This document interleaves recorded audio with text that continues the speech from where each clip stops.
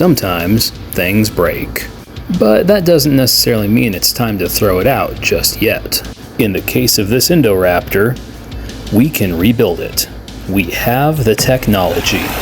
It just needs a new head, and a new tail too. The head is going to be easy enough. I just happen to have this Indoraptor replacement head lying around. The tail is going to be a little more difficult. So I popped the tail off of my Indoraptor, and I made a rudimentary silicone mold. There's a proper way to make a mold. This isn't it. But it's going to work for now. So we brush the inside with talcum powder, and grab our 2-part resin of choice. In this case, I'm going to use 65D. And I'm going to throw a crap ton of black mica powder and dye into it because we'd like our replacement tail to be the same color as the rest of the Indoraptor, black. And then we mix it all up. 65D is semi-rigid and makes excellent replacement parts for action figures. So let's pour it into the mold. Just in case you mixed up too much resin, it's always a good idea to have a spare mold sitting around so you can pour the extra resin in there and don't end up wasting it. After all, it's not cheap stuff. Thanks to the magic of video editing, it cured instantly. And a lot of good all of that pigment did. We got a light gray color. So I'll just remove the flash from it and then we can test fit it on the Indoraptor. Fudge King perfect. We'll just throw a little bit of paint on this and I think it'll work. Now because of the replacement head, we're going to do the whole painting thing a little backwards. We're going to start with the inside of the mouth. Then we'll move on to the tail. Fortunately, the Indoraptor is super easy to match paint on. It's just gloss black.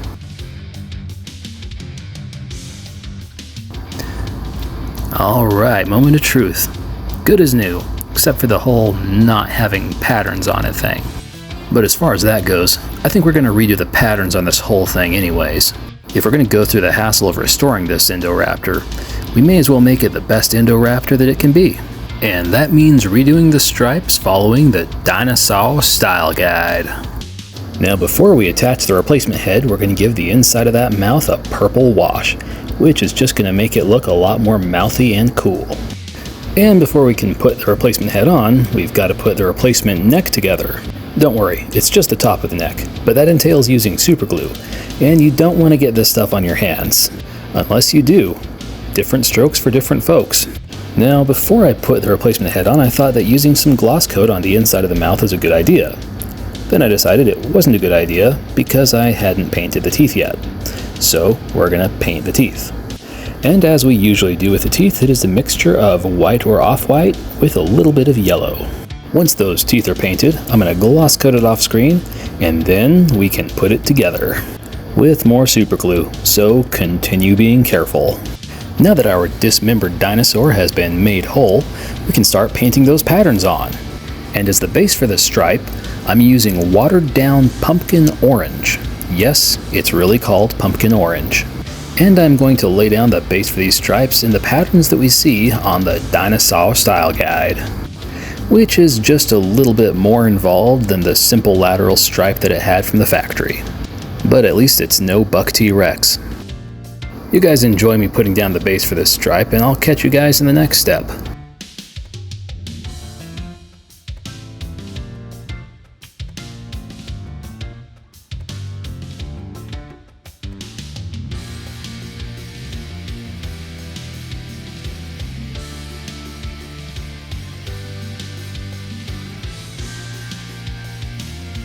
Lopsided dinosaurs is precious.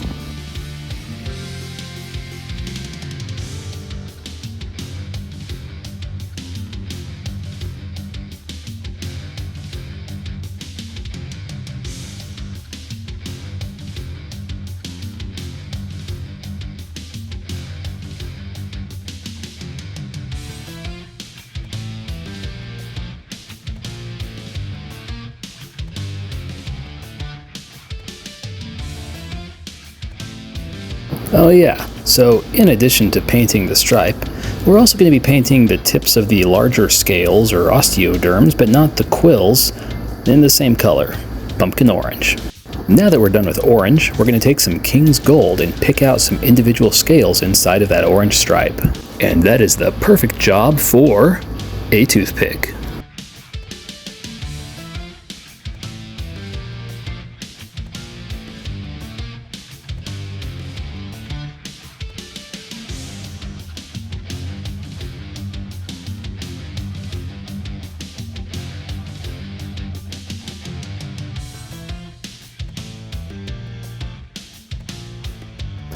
Well, now that the King's Gold is done, it looks better, but it still looks like we could do something more.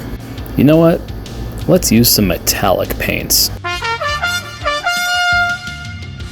We'll start with Inca Gold, and we'll just hit the top of those osteoderms in larger scales. After that, we're just going to go through the main stripe and just pick out some individual scales.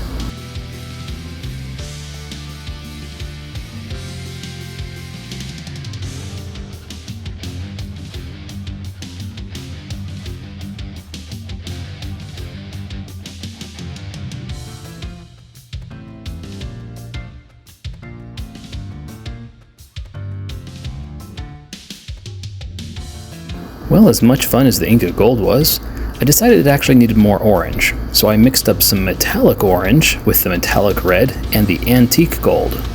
And here we go, doing basically the same kind of thing, going over those existing patterns and just picking out individual scales here and there. And you know what? If it doesn't look as nice as I think it will, we can always just paint the whole thing black and start over.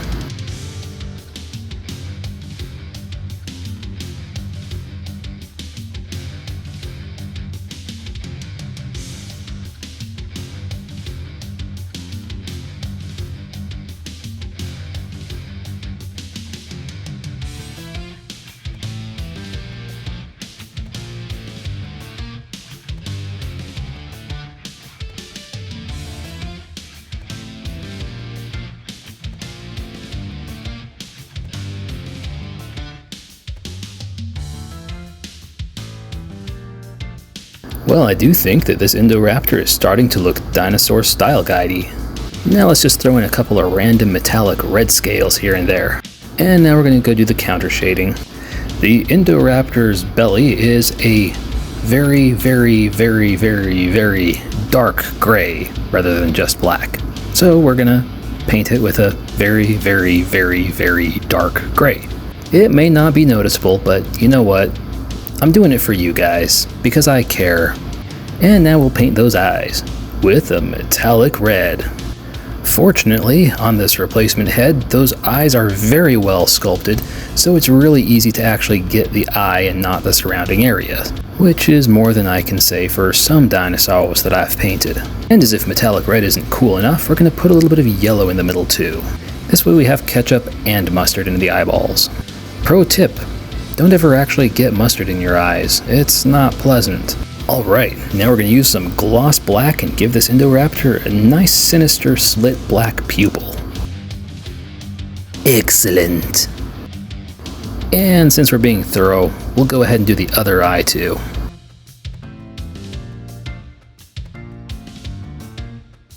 Looks good, but something's still missing. Yeah, the claws. Remember that very, very, very, very dark gray that we used on the underbelly? We made it slightly lighter, so it's just a very, very dark gray, and we're using that on the claws. And because the Indoraptor is one shiny son of a gun, we're going to spray the whole thing with some gloss sealant.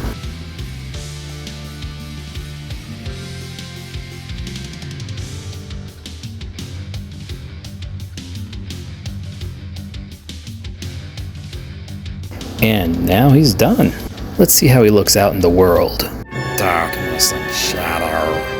So scary.